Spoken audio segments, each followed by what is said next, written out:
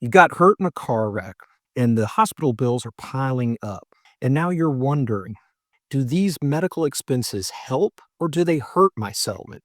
You've probably heard people say, the more you owe, the more you'll get. But that's not always the case. And relying on that math could leave thousands of dollars on the table. Hi, I'm Ted Spaulding. I'm a personal injury attorney here in Georgia. Been practicing for the past 20 years, and I've seen this one mistake cost victims more than anything else after a crash. So in this video, I'm going to break down exactly how medical bills actually impact your settlement, what insurance adjusters are looking for, what they will argue, and how to protect your case from the start. That way, you're not left footing the bill while the other side walks away paying less than they should. Let's get right into it. If you've been in a car accident in Georgia and you're watching this video, there's a good chance that you're worried about the mounting medical bills. Maybe you're getting those big envelopes in the mail or you're getting phone calls from hospitals and you're wondering, how do these bills affect what you'll get in your settlement? Does a bigger stack of medical bills mean a bigger check? Or could it somehow hurt your case? Let's break it all down together, step by step, so you understand exactly how it works in Georgia. All right, let's talk first about medical bills and how that's a big piece of the puzzle here in Georgia in most car accident cases. Medical bills are what are called special damages, and that just means they're hard costs that you can prove with receipts, with medical records, with statements. Unlike pain and suffering, that's a little bit more subjective as to its value. These bills are the proof that you got hurt in the wreck and how much treatment you ended up needing. Insurance companies, judges, and yes, even jurors look at these numbers closely. If you went to the ER, saw specialists, had physical therapy, you needed medication, all of this adds up to create a record of exactly what treatment you needed and what you had to pay because of that treatment. The higher those bills, the higher the potential claim is worth, at least in theory. But that's not the end of the story.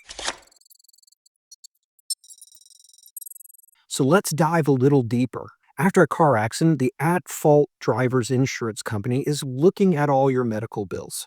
They're not just looking at the total, they're breaking it down.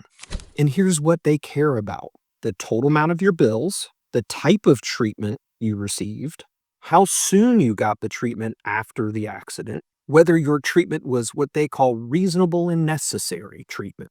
And if you have any pre-existing injuries that would first show up in your medical records when you get a history to the medical doctor of what your prior conditions were, surgeries, those sorts of things. Now, the insurance company and its adjuster will typically start with the total medical bills as one of the main components of your case. In Georgia, there's no exact formula that says you get 3 times your medical bills or 2 times or 5 times. But medical bills are still a great foundation, and it's a big foundation. If you rack up 20,000 in hospital visits, surgery, and follow-up care, your case will be somewhere in the range much higher than if you only had a $200 urgent care bill. But here's a twist: insurance companies are not always willing to pay every penny of your medical bills. If they think treatment was not necessary or it was overpriced, they might refuse to count those amounts. And we see it all the time, even with lawyers. They do ordinary and customary adjustments down of your medical costs. This is why having a good attorney can really help you when you're fighting against them reducing your medical costs because they don't believe the price was correct or that the treatment was needed. Now, let's clear up something real quick that has changed in Georgia law here as of the summer of last year.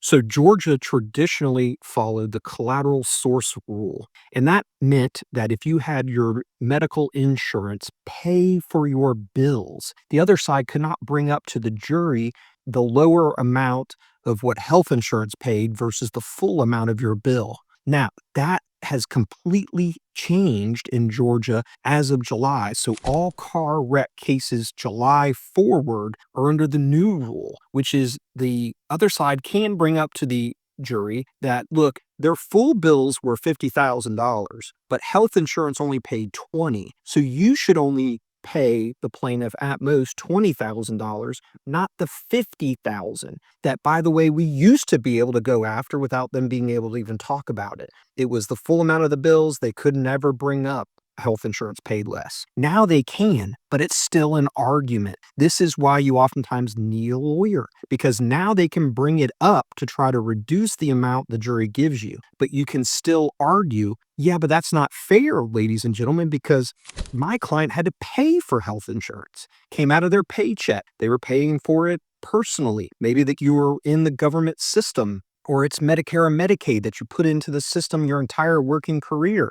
Well, that's not fair that they get to take advantage of that and only owe 20,000. It should still be the full $50,000. So there's an argument there, but this is what's called tort reform. Tort reform has created this rule to try to lower verdicts. So you have to know how the collateral source rule does and doesn't work depending on when your wreck occurred. This is all brand new here in Georgia, but you've got to pay attention to it. It's why having a good personal injury trial lawyer on your side is very, very important.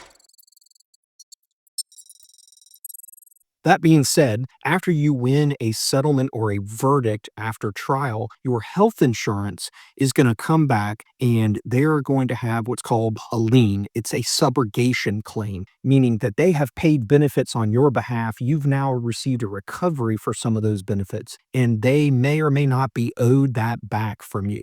So, for example, let's say your medical costs were $25,000, health insurance paid $20,000 of that. So you settle your case, let's say, for 50, just for easy math purposes. So they'll say, great, you settled for 50, we're owed 20, go ahead and pay us back. Now, out of that settlement, you will most likely have to pay health insurance back something. But rarely, in my opinion, are you going to owe the full amount of what they are asking for. Now, this is a very difficult area of law, but it's real important, in my opinion, that every single personal injury lawyer, it's their duty to represent their client all the way through fighting back against health insurance subrogation claims. We in our law firm, Spaulding Injury Law, have been very successful in reducing these down to either zero or a fraction of what they're asking for in negotiating that, what they call lien, down as low as possible. Every dollar we save is another dollar to the client out of their settlement. As you can see in this case, if the health insurance took $20,000, they're taking almost half of the settlement just to be paid back. So we can get in there with a good lawyer and argue to protect the client's money once it's recovered. Now, this is a big one, and it impacts how much weight your medical bills have in your settlement or verdict. Insurance companies love to poke holes in your story if there are what they like to call gaps and big gaps in treatment. So here's what they look for. Did you go to the emergency room from the scene? Did you go later? How much later? Or did you see a doctor, and how much later after the accident? So how long till you got your first treatment? Did you follow your doctor's instructions? Do the things that the doctor recommends that you do? Did you go to every physical therapy session, or did you cancel a bunch of appointments? Did you stop treating on your own before getting any advice from a doctor that you could stop treatment? That's a big one as well. See, if you wait too long to get medical care, the insurance company might argue that those injuries therefore couldn't have come from this wreck because you had this big gap in treatment. It must have come from somewhere else. It gives them this argument. And this can seriously lower the value of your case and ultimate settlement. So let me give you a quick story, highlight this. I once helped a gentleman in Atlanta who thought his back pain would just go away. And so he waited almost a month before getting treatment to start. Didn't go to the ER, didn't go to a doctor, waited a month. By the time he has an MRI, he learns he's got a serious back injury. He needs surgery. Well, what happens? The insurance company says, look, it was a month before he started treatment. We don't believe this all came from the wreck. We're fighting the what's called causation of these injuries. And so we had to dig in and really fight hard to get him a decent settlement. But in my opinion, had he gone quickly after the wreck to a doctor and started his treatment earlier, his case probably would have been worth double what it ended up being, because it was too risky at this point with this argument in front of certain jurors to take the risk to see if jurors cared that much about that gap in treatment. So he damaged his case, even though it was all very legit. It all came from the wreck. Nothing else happened. There was nothing they could point to. They still had the argument, and it still affected his case. Now, here's a question I ultimately get often is, are all medical bills treated equally in Georgia? And the answer is no, they are not. Not all medical treatment and therefore bills carry the same weight in an accident case. Here's what the insurance companies and jurors in Georgia look at in valuing what's taken into consideration more, what has more weight than others treatment wise. So, first, you got emergency room treatment, hospital bills. Those are taken very seriously because it's proof immediately that you're injured from this wreck. You went to the emergency room, hopefully immediately. Doctors and specialists, those are also treated as very good evidence, especially if you saw a specialist like an orthopedist or a neurologist. Then you got physical therapy and rehab. These matter, but if you did it months and months later, you had those gaps in treatment we talked about, they may not have as much weight as they normally would. Now, they're not going to have as much weight as your specialist in your ER visit, but it's still very important as long as it tracks without a big gap in treatment. Now, the big one is alternative treatments, bills from chiropractors, acupuncturists, massage therapists.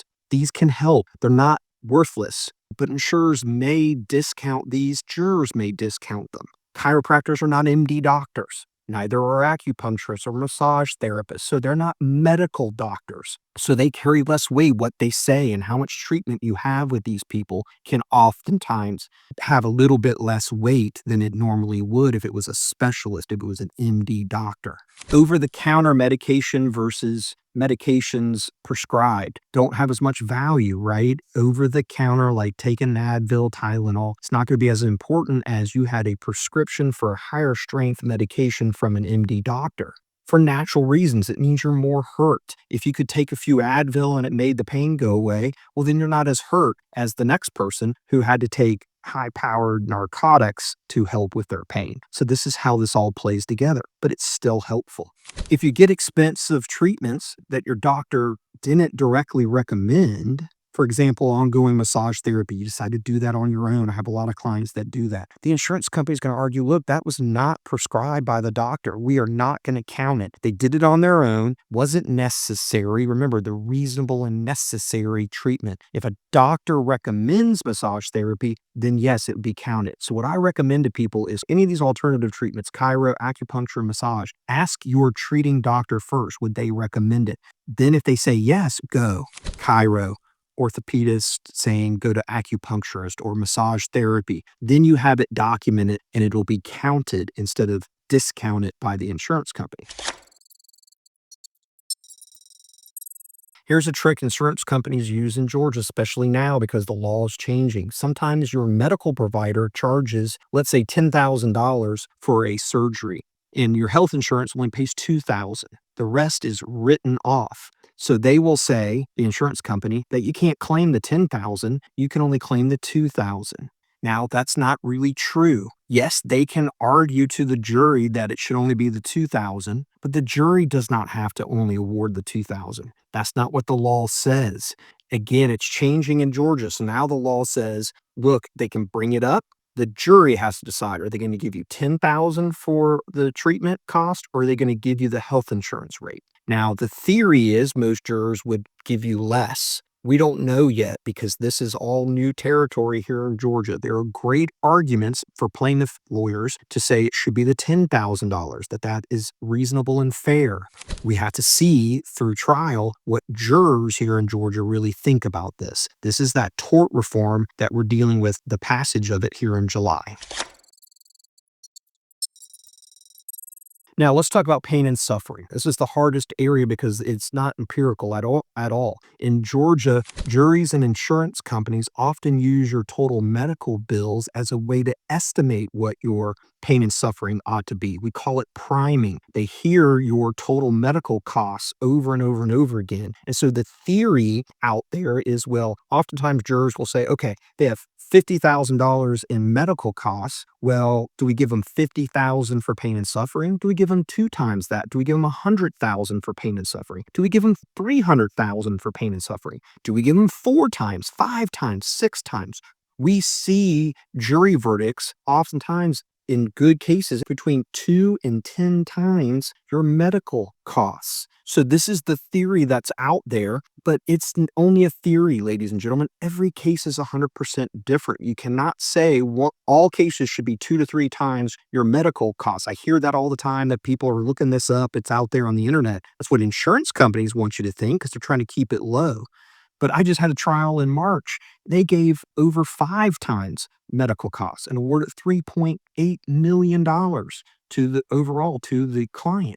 It's because he was massively injured. So the more injured you are, the more you're arguing for more pain and suffering. But yes, your medical costs can play into that equation. So you have to be careful there. Now, here's something a lot of people don't realize. If your bills are unusually high for that type of injury, or if you get treatment that looks excessive or unnecessary, insurance companies might push back. And they do even when it isn't. So they certainly will when they see that it looks overinflated. Now, they may bring in their own doctors to argue that you were overtreated. That can slow down your case. It can even lead to a lower recovery because if they think you're overtreating, it lends to their argument that, see, this is what this is all about. It's a lottery. They're trying to make more money. They didn't really need this. This is a bad plaintiff who's faking things and that sort of thing. So you want to be really careful. If you suspect you're being overtreated by a physician, you want to bring that up. Do I really need to be doing this? Do I really need to do this many sessions? I tell people you don't want to do anything more or anything less than is what is required to properly recover from your injuries. So for instance, if you treat it with a chiropractor for years for a simple fender bender and the bills are higher than the average for your injuries, you're going to have a battle on your hands. That's overtreating. And that's one reason why it's so important that you work with doctors that your lawyer trusts. We know most of these doctors out there. We see case after case after case after case. You want to make sure that they're reputable doctors and that all treatment is kept to the related injuries only and to what is necessary for you to fully recover. Nothing more, nothing less. Let me give you some simple tips that you can use right now if you're dealing with medical bills after an accident in Georgia. Number one, you want to get treatment immediately after the accident. Even if you think you're feeling okay, you want to get checked out. Follow all your doctor's recommendations. Don't skip appointments. Don't not do certain things if the doctor is saying this will be helpful. You want to keep copies of all your bills. Anything that comes in, you want to keep copies of to give to your attorney. You want to tell your doctor about all your symptoms, even if you don't think it's a big one. It'll probably go away in a couple of days. You want to have it all documented, big and small. And you want to be honest about your medical history. If you had prior injuries, say so. Your attorney can help explain it later. It is not the end of your case. Do not think that you can get away with not telling them something. It will come up. You have records in the past. Tell them why it's different, what's hurting now versus before, that sort of thing. And then don't agree to settle too early until your treatment is done. You don't know where your case is going to go, what kind of treatment you're going to need early on. Don't take these early offers thinking you're okay. I can't tell you how many times people do that and then later they're not okay. You need to check out our next video. How long do I have to bring a claim after a truck accident? There are special rules and even tighter deadlines that can trip people up, and you do not want to be caught off guard in these cases. Click over to that video now to make sure that you're fully protected after a truck crash. I'll see you over there.